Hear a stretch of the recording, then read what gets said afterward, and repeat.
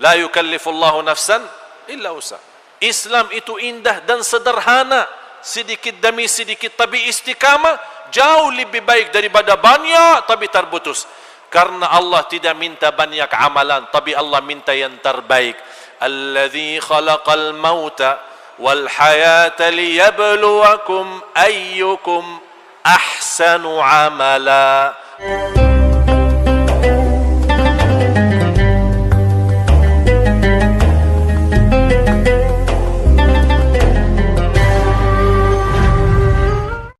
Alhamdulillahi Rabbil Alamin. Wa ashhadu an la ilaha illallah wahdahu la sharika lah waliyus salihin. Wa ashhadu anna sayyidana wa nabiyyana Muhammadan abdullahi wa rasuluhu as-sadiqul amin. Allahumma salli wa sallim wa barik ala sayyidina Muhammad wa ala alihi wa sahbihi wa man tabi'ahum bi ihsanin ila yaumiddin. Subhanaka la ilma lana illa ma 'allamtana innaka antal alimul hakim. Maha suci Allah, Maha suci Allah, saya tidak memiliki ilmu apa-apa, hanya saja apa yang diberikan oleh Allah subhanahu wa ta'ala. Hadza min fadli Rabbi. Ma'asyiral muslimin, jamaah Masjid Al-Irsyad, bapak-bapak, ibu-ibu yang dimuliakan Allah subhanahu wa ta'ala. Waktunya singkat dan tema yang diminta luar biasa. Bagaimana supaya tema ini menjadi singkat dan padat? Karena azan Isya 6.40 ya. Berarti kurang lebih 20 menit. Mudah-mudahan 20 menit bisa menjadi bermanfaat. Membahas tema ini memang tidak cukup. Jujur saja, 1 hari pun tidak cukup. Apalagi dalam kondisi umat saat sekarang. Ummatul Quran, tapi jauh daripada Quran. Pertama ayat yang diturunkan oleh Allah subhanahu wa ta'ala, Iqra bismi rabbikal ladzi khalaq. Bacalah. Kita umat baca, tapi menjauh daripada bacaan. Apa yang dibaca? Al-Quran. Allah menyembunyikan dan merahasiakan banyak, dan demi masa ke masa, waktu ke waktu, nampak dan muncul rahasia dan kemuliaan dan kemukjizatan Al-Quran dari segala ilmu. Kullul ulumi tafi'u wa tarji'u ila Al-Quran. Semua ilmu yang ada di dunia ini kembali kepada Al-Quran. Dan apa yang terisi dalam Al-Quran dikumpulkan secara total ada di dalam suratul Fatihah. Barang siapa yang memahami suratul Fatihah, dia mampu memahami isi Al-Quran. Dan hakikah Al-Fatihah itu hanya dalam 1 ayat. Iyyaka na'budu wa iyyaka nasta'in. Imam Ibnul Qayyim, karena orang yang memahami Al-Quran, membuat sebuah kitab 2 jilid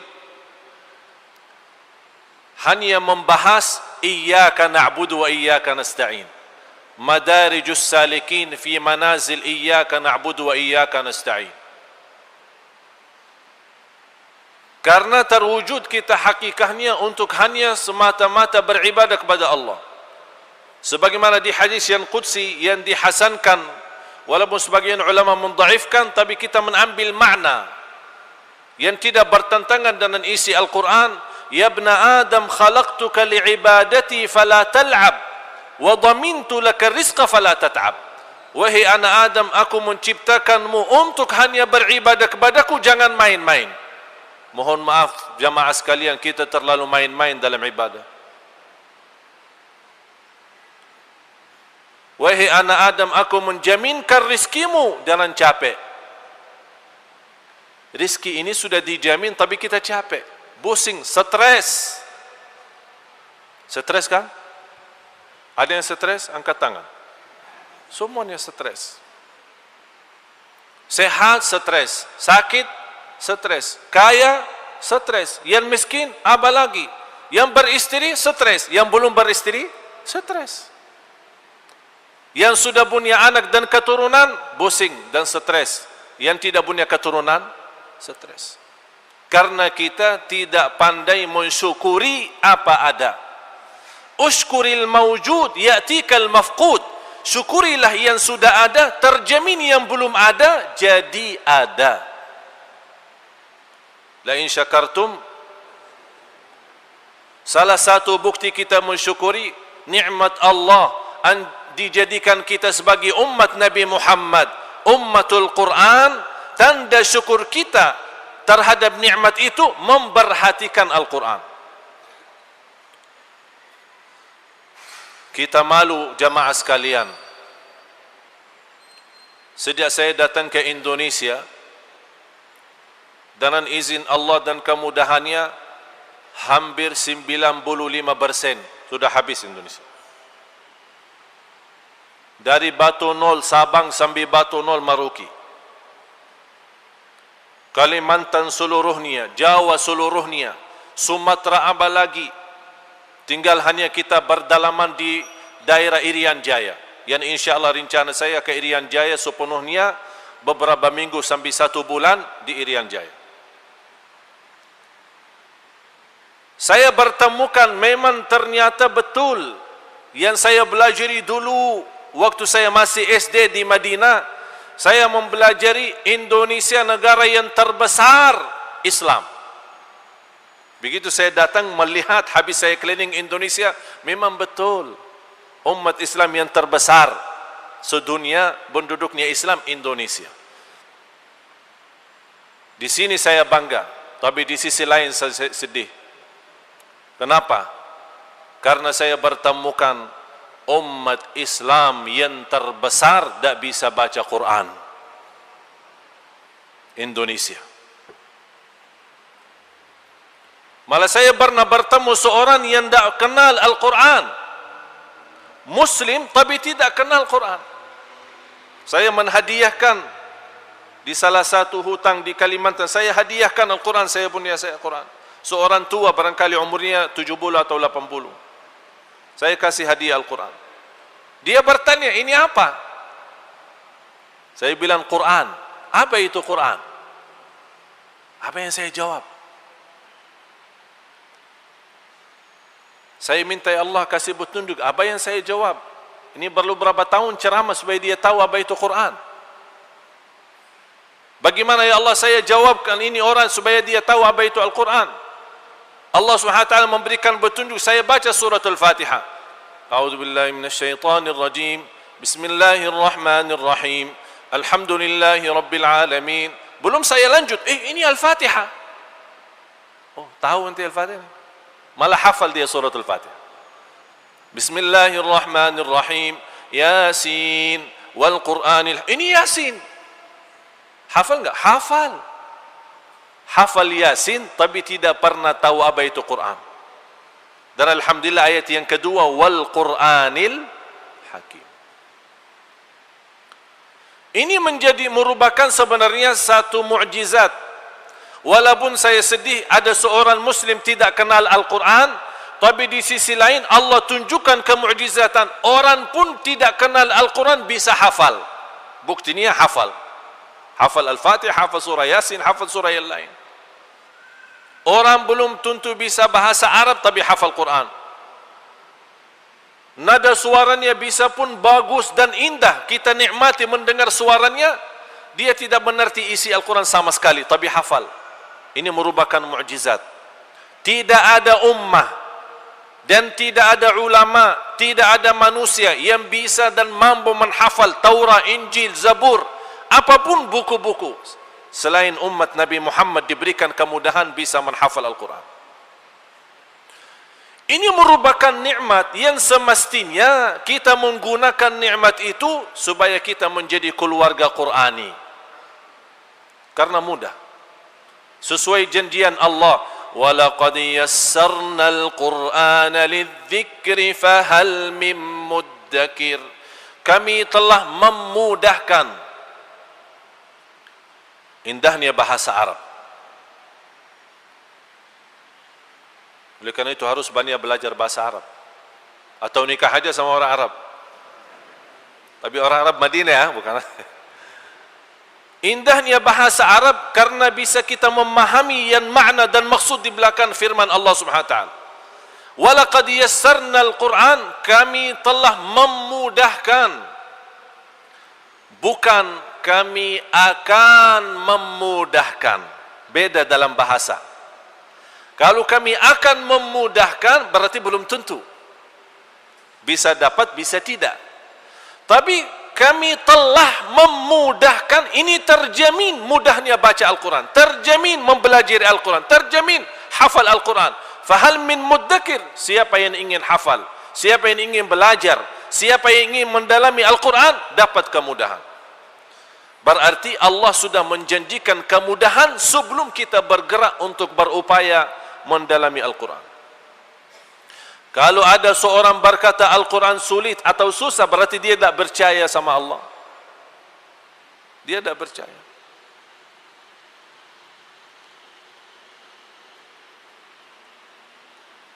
Selama saya mendapatkan kesempatan bawa program Al-Quran, saya bertemukan banyak kemu'jizatan.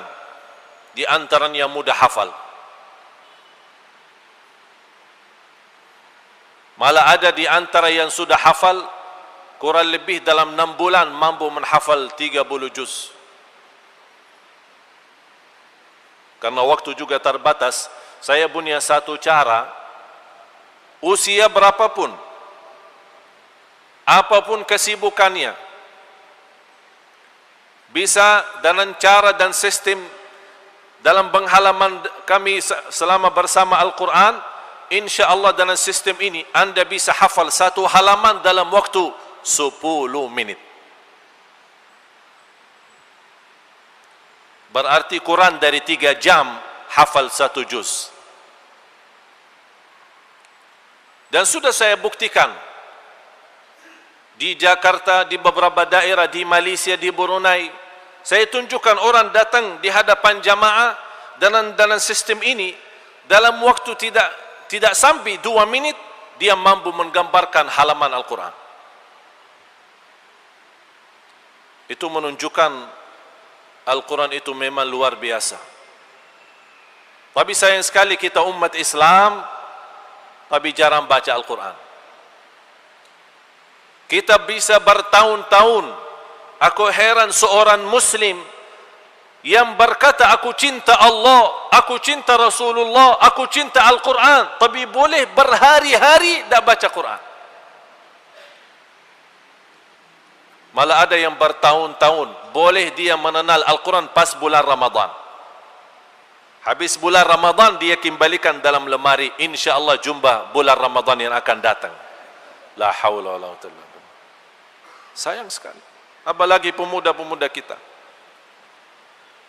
Salah satu musibah di kalangan muda-muda kita ini, anak-anak kita adalah dia lebih banyak memegang HP daripada memegang Quran. Dan saya pernah bersumpah dan berani bersumpah di sini. Kalau kita kembali memegang Al-Quran sebagaimana kita megang BlackBerry kita, HP kita, saya jamin 1 tahun hafal 30 juz.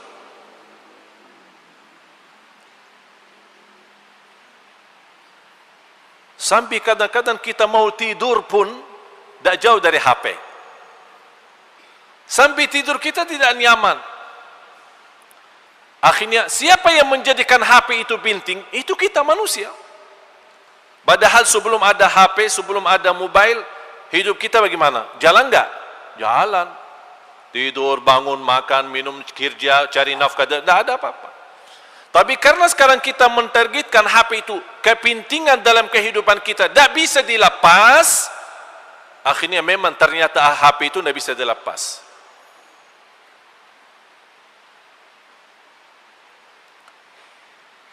Jamaah sekalian yang dimuliakan Allah Subhanahu wa taala. saya tidak perlu menyampaikan apa keutamaan Al-Quran, karena saya yakin anda semua tahu Al-Quran menjaminkan syafaat, Al-Quran menjaminkan keselamatan, Al-Quran menjaminkan kebahagiaan. Barang siapa yang ingin berbicara sama Allah, jagalah salat. Dan barang siapa yang ingin mendengar Allah berbicara, bacalah Al-Quran. Karena saat anda membaca Al-Quran itu kalamullah, kalam ilahi kan. Begitu kita membaca kalamullah, tolong rasakan Allah sedang berbicara sama anda sendiri. Jadi kalau ada perintah, ya ayyuhalladzina amanu, yang dimaksud saya. Ittaqullah, yang dimaksud saya. Ala la'natullahi ala zalimin, dilaknati oleh orang yang zalim, dimaksud saya. Kita hidupkan Al-Quran saat kita baca, supaya kita bisa memposisikan diri. Di mana jalur orang beriman, kita menjalankan kepada orang beriman. Begitu ada sifat-sifat orang munafik, orang zalim, orang berdusta, orang yang menjauhkan, kita hati-hati. 3 tanda. Kalau saya sekarang bertanya, Bapak Ibu cinta Al-Quran? Pasti jawaban yang bersatu, cinta Al-Quran. Cinta Al-Quran? Hah? Cinta Al-Quran?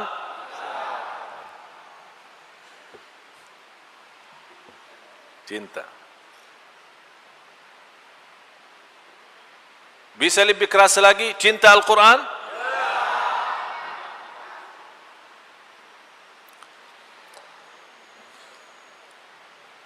Tapi jamaah sekalian, ketahuilah untuk mencintai Al-Quran tidak perlu kerasin suara. Karena tidak datang hari kiamat, ya Allah aku cinta Al-Quran, tapi tidak pernah baca Quran. Itu tidak ada arti. Tapi ada 3 tanda. Kalau anda mau tahu diri cinta Al-Quran, ini, koreksi 3 tanda ini. Yang pertama, kathratu qiraatihi bila malal.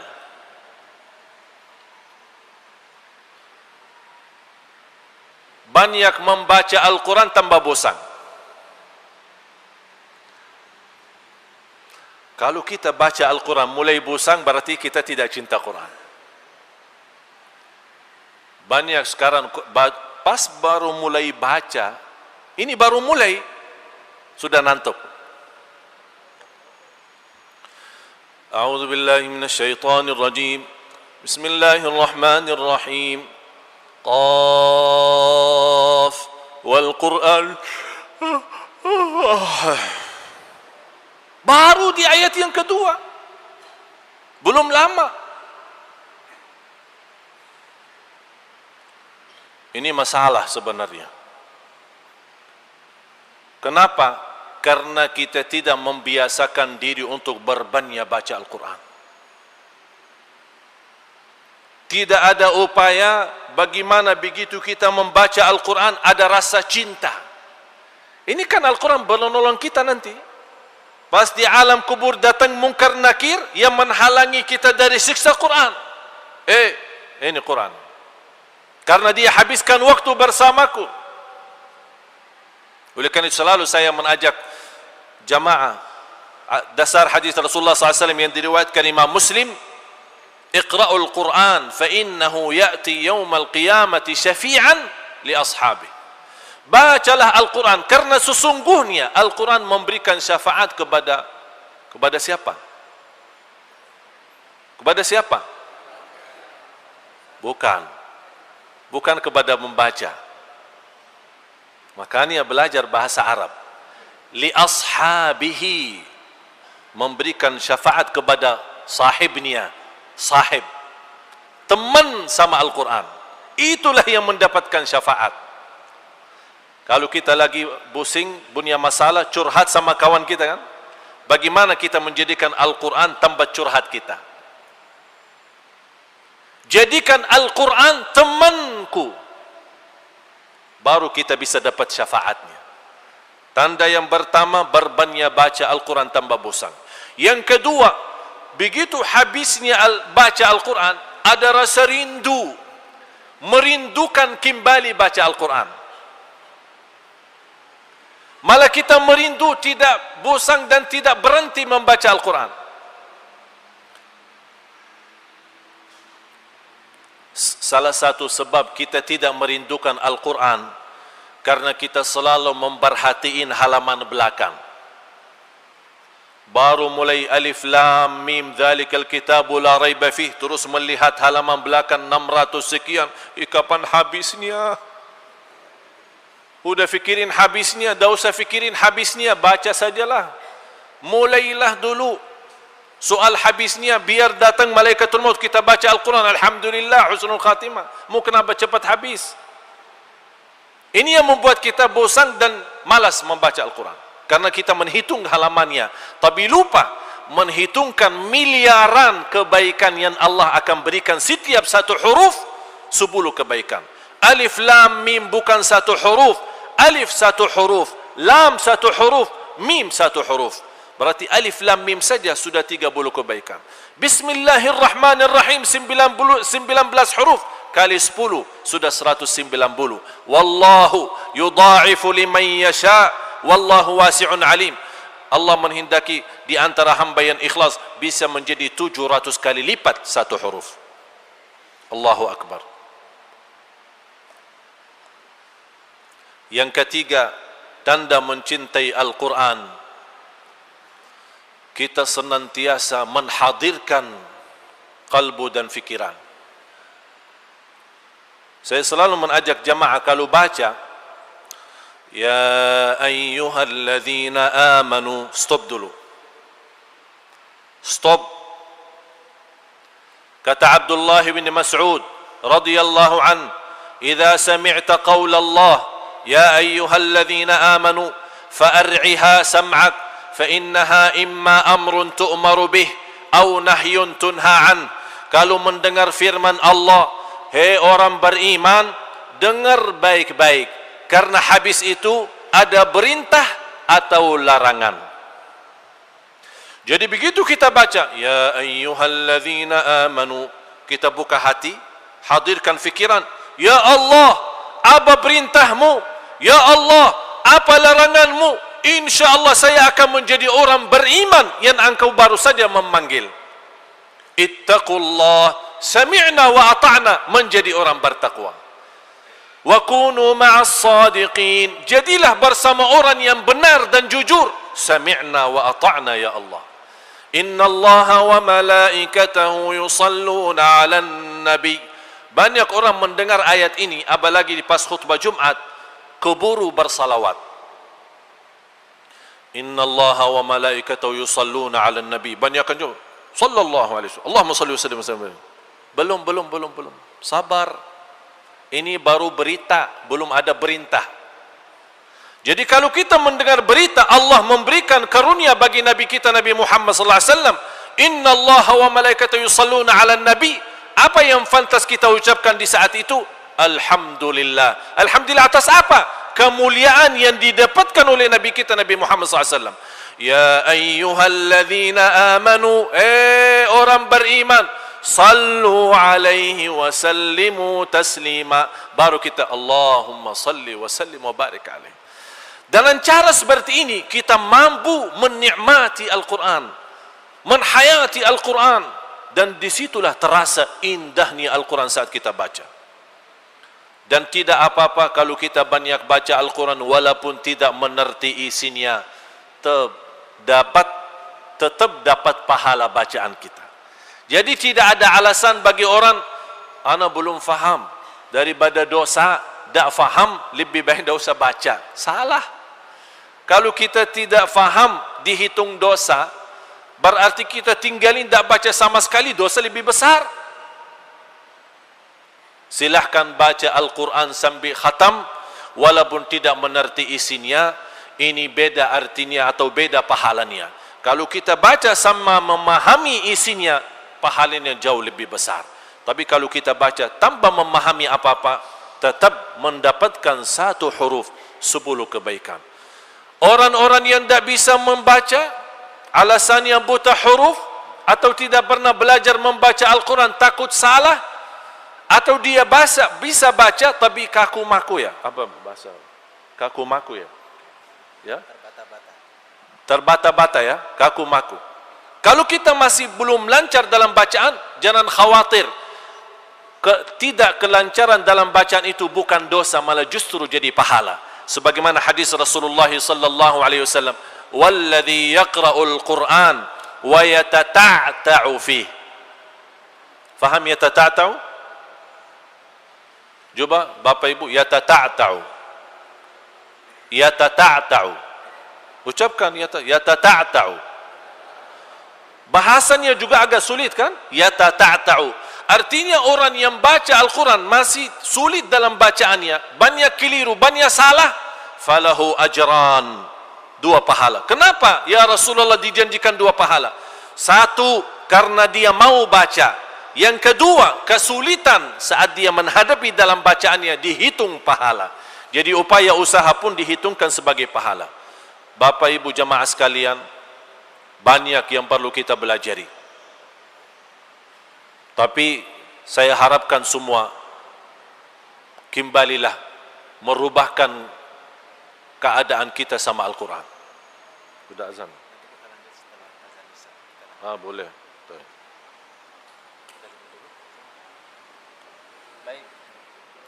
Ya, hadirin Bapak Ibu yang dirahmati Allah dan mitra muslim dimanapun Anda berada, kita masih sedikit mengupas dari kulitnya ya, bagaimana membangun keluarga yang Qurani. Nanti kita akan lanjut kembali setelah kita mendengarkan bersama adzan untuk wilayah Surabaya dan sekitarnya, adzan isya untuk wilayah Surabaya dan sekitarnya. Kita jeda sejenak. Bismillah, alhamdulillah, wassalatu wassalamu ala rasulillah. Jamaah sekalian yang dimuliakan Allah subhanahu wa ta'ala, sebagaimana saya jelaskan tadi, banyak hal yang perlu kita belajari terhadap Al-Quran.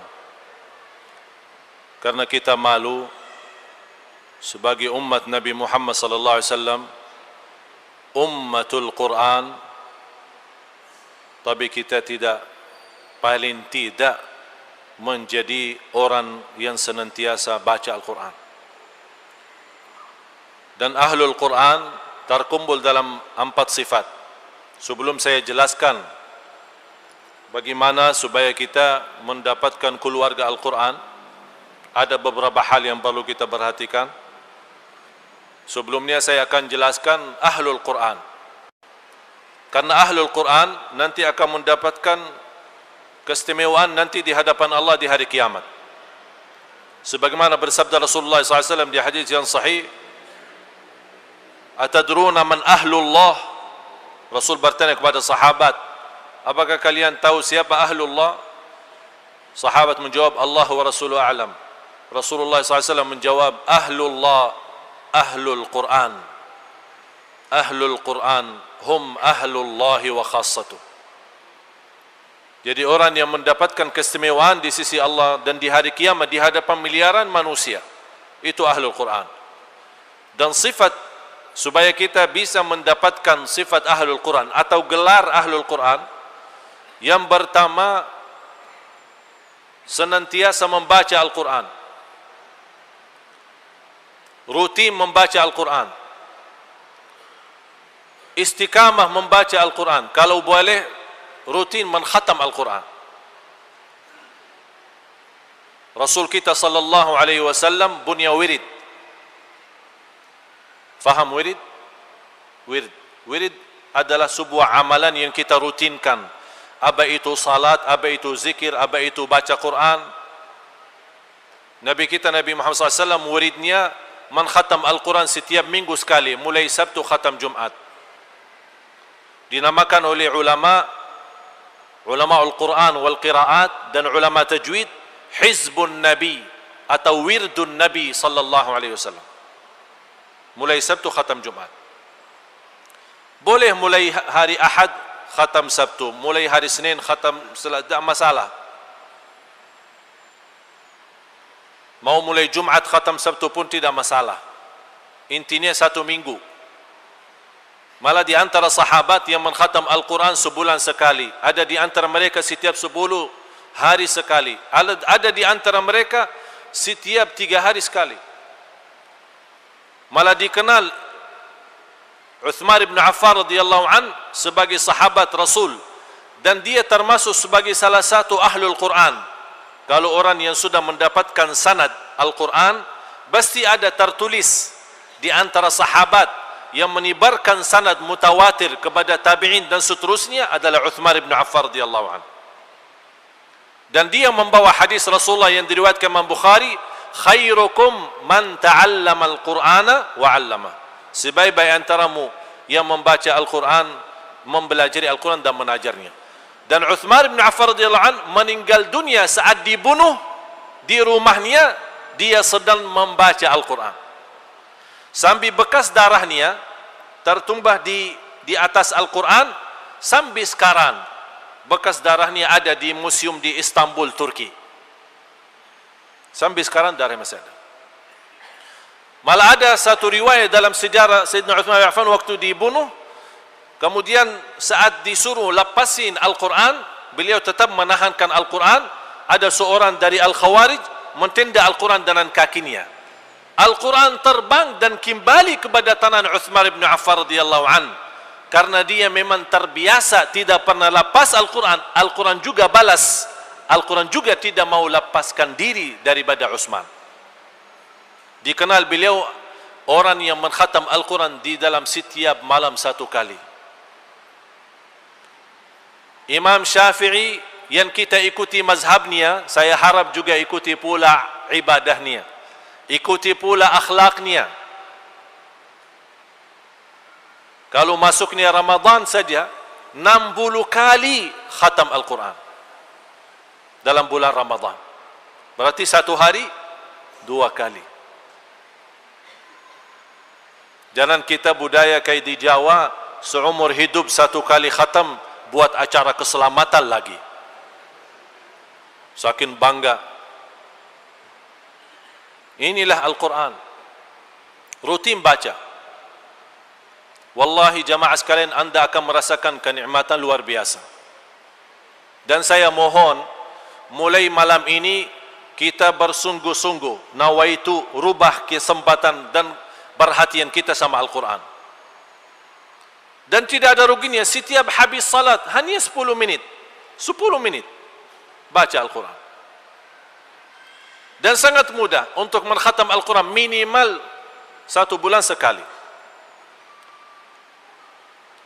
Saya mencoba Ramadan yang lalu, walaupun padat dan kesibukannya luar biasa, acara di mana-mana, berupaya saya membayangkan bagaimana Imam Syafi'i mampu mengkhatam Al-Quran dalam Ramadan itu 60 kali. Saya mau praktik.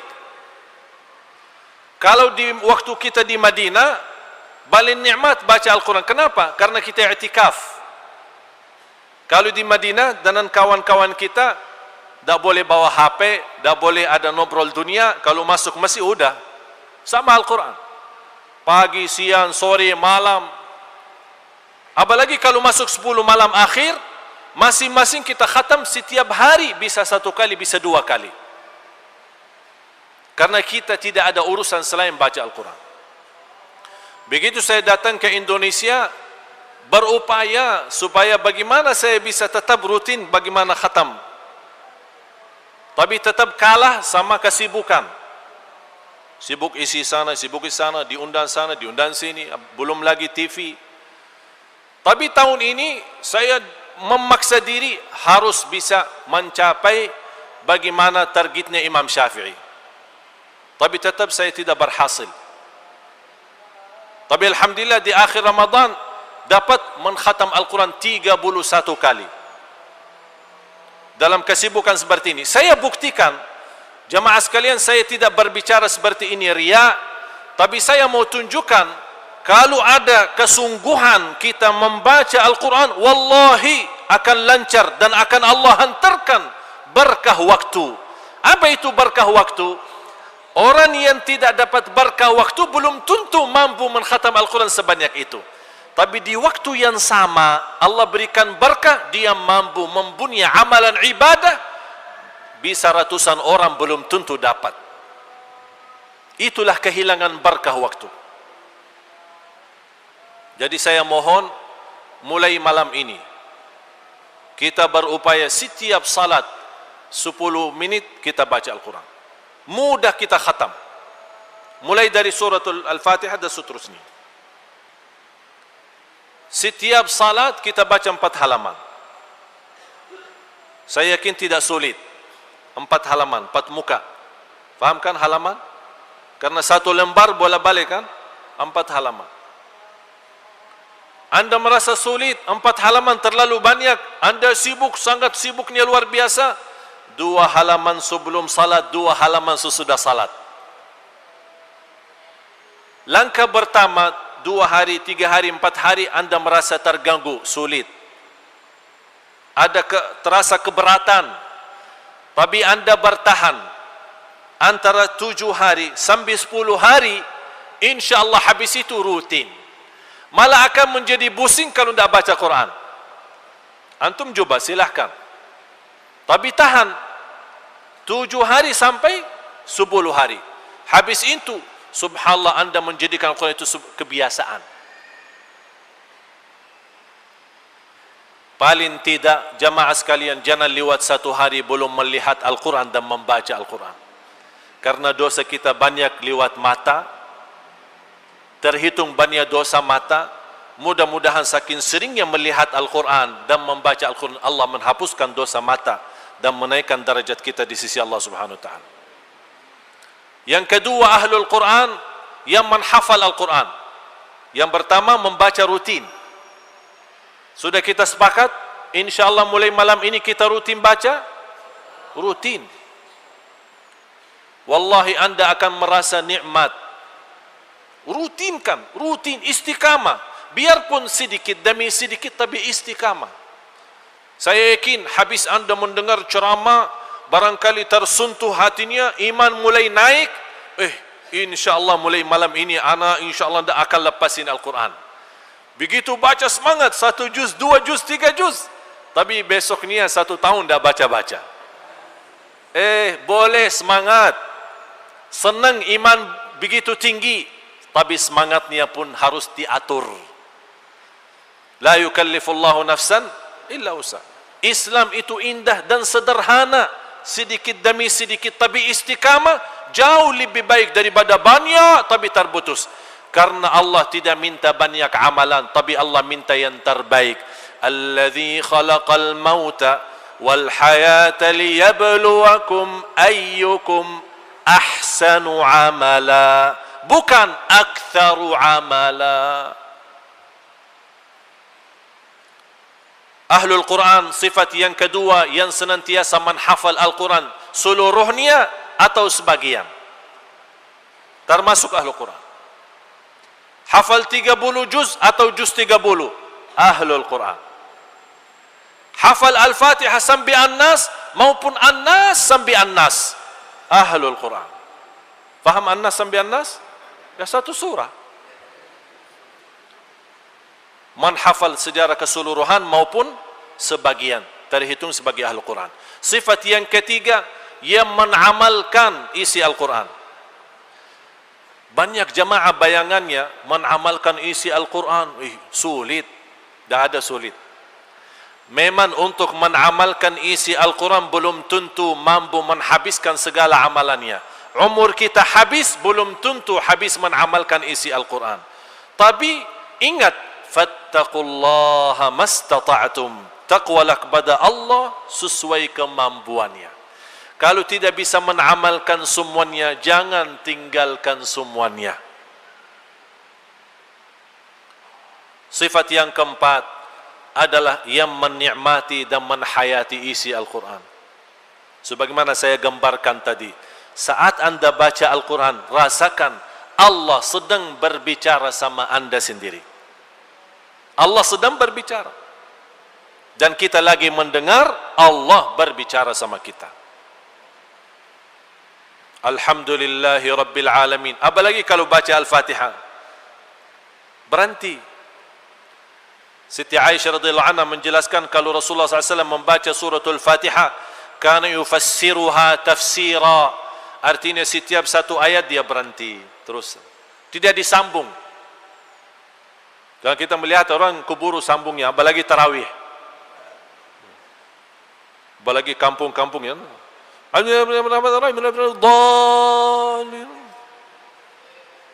Kita tak tahu dia baca apa, tapi habis waladdallin, oh tahu ini baru Al-Fatihah. Apalagi alhamdulillah, an-na'im, an-na'im, an-na'im, alhaakumut takatsur. Saking cepat. Saya heran di Indonesia kenapa tarawih seperti ini. Seolah jalan-jalan ada pengumuman barang siapa yang cepat selesai tarawih dapat juara satu ya. Namanya tarawih, saking panjang salatnya, nikmati. Tak usah panjang. Oleh karena itu ulama mengambil alih daripada panjang menjadi 11, tapi panjang rakaatnya, panjang bacaannya, dikurangi bacaannya tapi diperbanyak jumlah rakaatnya. Tapi orang yang belum faham tetap mensalahkan, yang 20 tak boleh, yang 11 harus. Sama saja boleh. Mau 11 boleh, mau 20 boleh, tidak mau tarawih sama sekali boleh. Kenapa dimasalahin? Jadi masalah, diributin setiap tahun. Sampai ada orang datang ke rumah saya, minta jalan keluar. Ini tarawih 11 atau 20. Ini satu pun urus, satu wakilnya. Tapi kayaknya beda alirannya. Harus 11. Rasul tidak pernah lebih daripada 11. Sebagaimana kata Siti Aisyah radhiyallahu anha, 11 di bulan Ramadan maupun di luar Ramadan. Betul, hadis ini sahih. Tapi Makkah dan Madinah 20. Masa selama ini Makkah dan Madinah sesat? Jadi sudah masuk neraka dong. Ribut di depan saya. Enti datang mau tanya atau mau ribut? Kalau mau ribut silahkan keluar. Atau mau bertanya, diam. Udah, tolong jelasin jalan keluarnya bagaimana. Begini saja. Kalau sudah selesai salat Isya, kasih pengumuman kepada jamaah. Mohon maaf Bapak Ibu jamaah masjid kami, tahun ini kita tidak ada tarawih di masjid kita. Udah, tutup masjid, selesai. Karena tarawih sunnah, tapi bersatuan kita wajib. Wajib lebih utama daripada sunnah. Udah selesai. Kenapa dipermasalahkan? Memang Rasul tidak pernah lebih daripada 11. Tapi sebelum kita membayangkan jumlahnya, jangan lupa caranya. Kata Siti Aisyah, "Fala tas'al an husnihinna wa tulihinna." Jangan bertanya indahnya salatnya dan panjangnya salatnya Rasul. 11 itu. Sampai satu rakaat 700 ayat. InsyaAllah kalau ada yang mau laksanakan 11 seperti Rasul, saya jamin tidak ada makmum di belakang kita. Mana yang bisa 701 ayat, 700 ayat satu rakaat? Oleh karena itu jamaah sekalian, kita menjalani agama, jangan saling mengingkari, jangan saling menyesatkan. Pemahaman agama itu sangat luas. Dan Rasulullah tidak pernah dipilih, ditawarkan dua hal, selalu Rasul mengambil yang termudah demi umatnya. Mana yang termudah? Termudah 11, jalanin 11. Yang termudah 20, jalanin 20. Demi kebaikan umat. Jadi menhayati, menikmati isi Al-Quran, sesuai yang saya gambarkan tadi, ini menjadi salah satu kita mendapatkan gelar Ahlul Quran. Yang terakhir, keluarga Qurani.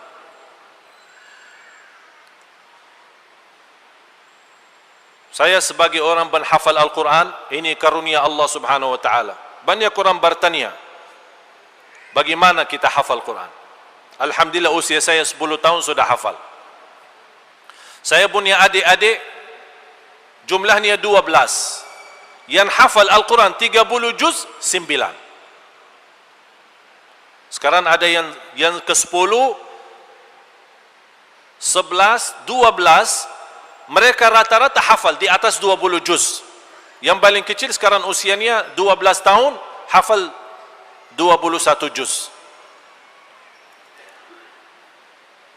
Bagaimana kita bisa menjadi keluarga Al-Quran? Ini sekarang saya ceritakan kepada jamaah sekalian, ini pengalaman kita sendiri. Ya, jadi saya tidak akan bawakan ayat atau hadis, tapi apa yang kita sendiri dapatkan karunia mudah hafal Al-Quran, mudah-mudahan Anda bisa praktik. Yang pertama, orang tua saya orang awam. Banyak bayangannya kalau mendengar, Ali Jabir sama adiknya semua hafal Al-Quran, barangkali bapaknya ulama besar. Ayah saya berdagang, keluar dari pagi pulang malam mencari nafkah dan rezeki. Ibu saya buta huruf, tidak bisa baca Quran. Tapi gimana mereka bisa mempunyai anak dan keturunan hafal, padahal mereka berdua tidak hafal? Tapi alhamdulillah sekarang ayah saya sama ibu saya sudah hafal Al-Quran. Gurunya siapa? Anaknya sendiri. Sebelum Ramadan kemarin, ibu saya sebagai seorang ibu yang dari masuk sekolahan belajar buta huruf, ya, belajar, orang yang buta huruf belajar, dia mendapatkan hafal Al-Quran dan dapat juara 1. Ditanya gurunya siapa? Anaknya sendiri. Pertama, amalan yang dijaga oleh ayah saya sambil bisa mendapatkan keturunan seperti ini, ayah saya tidak pernah mendengar azan di luar masjid selama 35 tahun.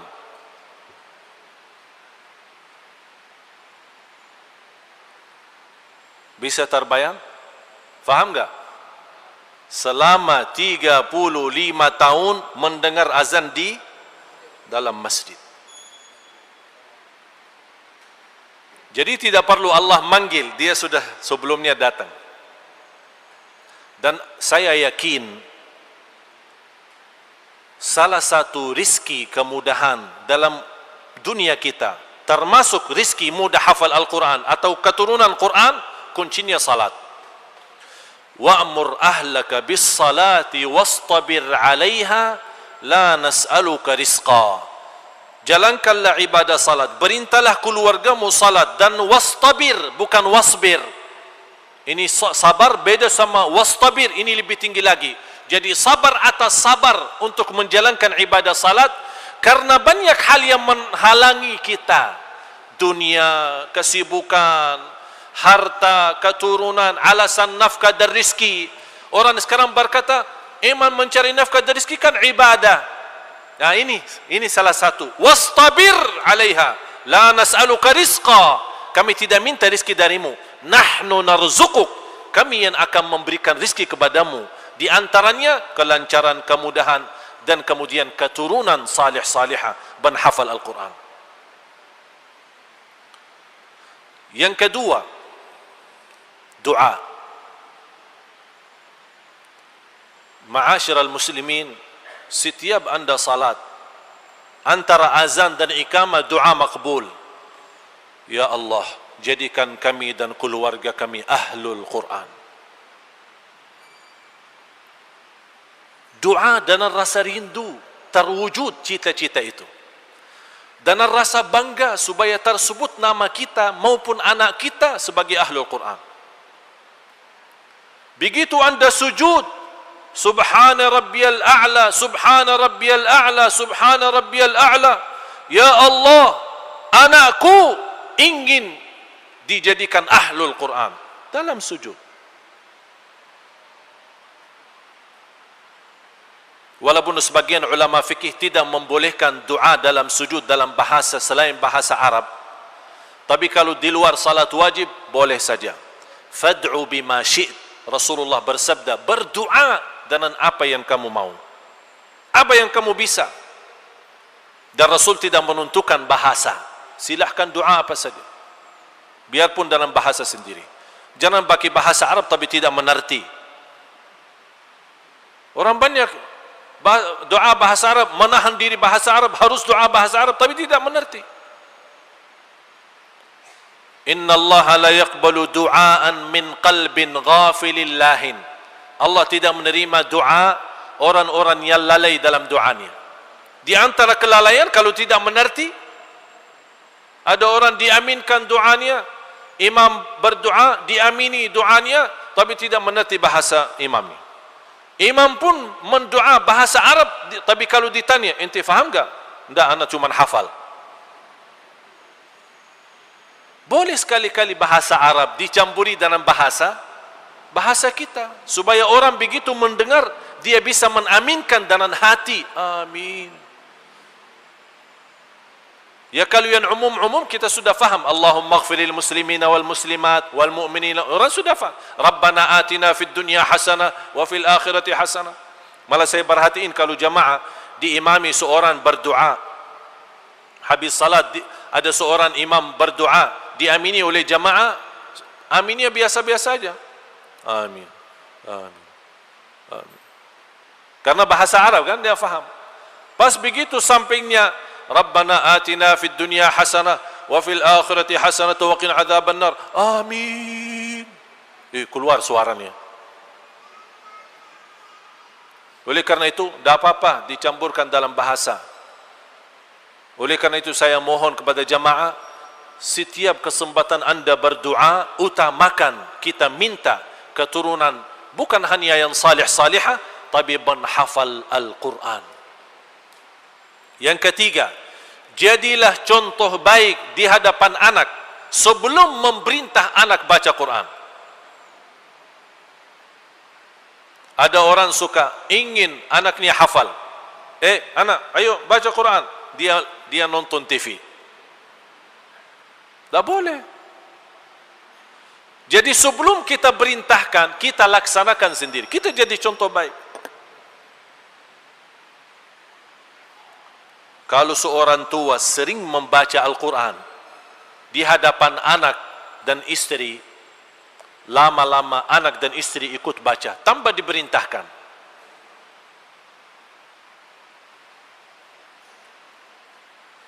Yang keempat, kita perhatikan anak kita saat dia sukses, saat dia berhasil dalam menghafal beberapa juz maupun beberapa surah, kita harus menghargai, memberikan penghargaan supaya dia tahu orang tuanya walaupun tidak hafal tapi begitu antusias dan cinta Al-Quran. Anakku sudah sampai mana? Alhamdulillah ya, sudah khatam juz 30. Masya Allah, anak senang. Saya bangga punya anak seperti ente. Dari hal ucapan, apalagi kalau kita bisa kasih hadiah. InsyaAllah ini hadiah 100.000. InsyaAllah besok kalau ada ente tambahan lagi, anak kasih hadiah lebih besar lagi. Tapi anak dah mau kasih tahu sekarang. Kamu nanti aja lihat. Apalagi kalau kita bisa menhadiahkan sesuatu sesuai kesukaan anak kita. Dia suka sepeda, boleh kita kasih sepeda. Tapi kapan? Habis dia berhasil menghafal Al-Quran, menghafal beberapa surah, menghafal beberapa juz. Orang tua pasti lebih mengerti bagaimana memberikan sesuatu sesuai kesukaan anaknya. Jangan kita menhadiahkan sesuatu kesukaan kita tapi belum tentu disukai oleh anak. Yang keempat, yang kelima adalah ibu. Ibu. Saya pernah di Masjid Nabawi di halaqah Quran, tertarik perhatian saya kepada seorang anak usianya 12 tahun. Baru datang daftar, tapi suaranya bagus, hafalannya luar biasa. Begitu saya mau tes bacaannya, supaya kita kan daftar nilai ini nanti masuk ke grup A atau grup B atau grup C. Begitu saya setiap bertanya dia jawab, setiap bertanya dia jawab. Saya tanya juz 30 jawab, tanya Ar-Rahman jawab, tanya suratul Kahfi jawab, tanya suratul Baqarah jawab. Anak ente hafal enggak? Hafal 30 juz atau juz 30? Ana hafal alhamdulillah 30 juz. Enti semestinya tak perlu daftar, enti jadi guru. Coba tolong panggil ayahmu besok. Dibawa ayahnya. Ayahnya begitu saya lihat, mohon maaf, biasa-biasa aja. Malah bekas bau rokoknya bisa dicium. Jadi bukan nampaknya sebagaimana apa ya, baki imamahnya atau jubahnya atau percahaya karena kesalihannya, biasa. Malah biasa rokok lagi. Tapi bisa pun saya tanya, sambil saya jujur, mohon maaf, ana sebenarnya malu sebutkan, tapi nampaknya ente biasa-biasa aja, kok anaknya seperti ini? Apa dia jawab? Ibunya ya luar biasa. Memang sebagaimana anda lihat saya, ya begini. Malah kadang-kadang ketiduran daripada salat. Ini bicaranya dia. Tapi saya punya istri, subhanallah,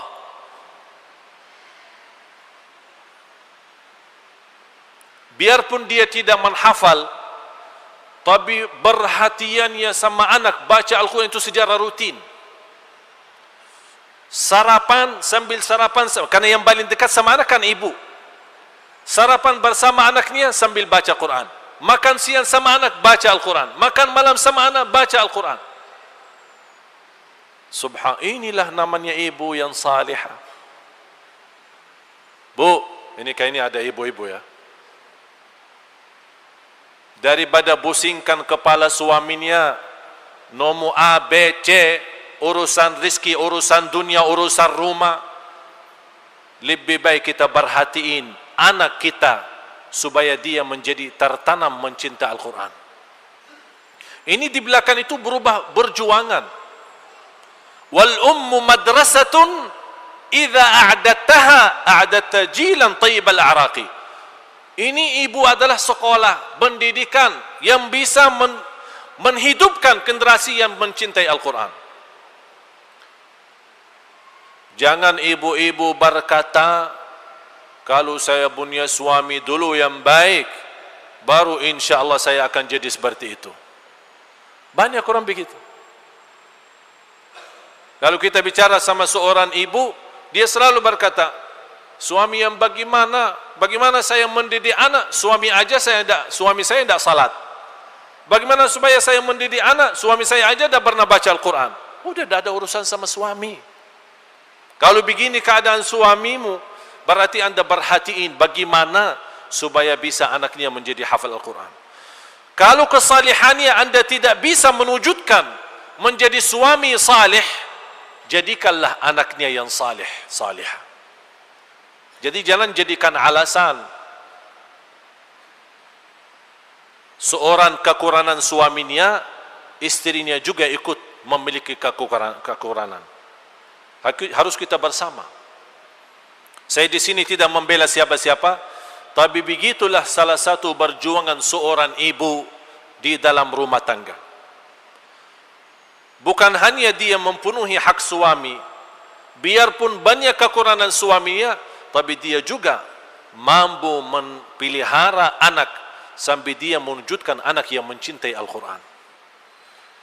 Sebagaimana seorang tetangga kita bisa menghafal sejarah sahabat, padahal usia mereka 8 tahun, 9 tahun. Tapi kalau kita bertanya sama mereka, siapa Abu Bakar As-Siddiq? Dia bisa menyebutkan sejarahnya dari lahirnya sampai wafat. Anak bisa menyebutkan sejarah Umar bin Khattab dan perjuangannya. Dia bisa menyebutkan Sayyidina Uthman bin Affan. Dia bisa menyebutkan Sayyidina Ali bin Abi Talib dan sahabat. Kalau kita bertanya siapa yang dikenal hafal Al-Quran di antara sahabat, dia mampu sebutkan nama-namanya. Padahal usianya 8 tahun dan 9 tahun. Kenapa? Karena setiap malam dia tidur dipimpin oleh ibunya membacakan setiap hari satu cerita dan cerita sahabat Rasulullah. Sejak dia usia 2 tahun dan 3 tahun, 5 tahun, 6 tahun, anak itu bisa memiliki sejarah sahabat.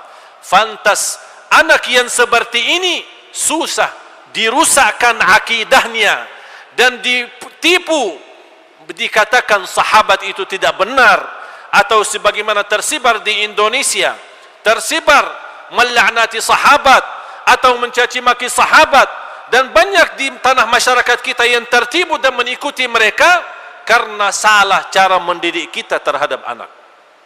Tapi kalau kita kembali mendidik anak dengan baik, menanamkan cinta Al-Quran, menanamkan cinta sahabat sejak mereka kecil, bukan hanya kita berkata nama-nama sahabat disebutkan di salat tarawih kita,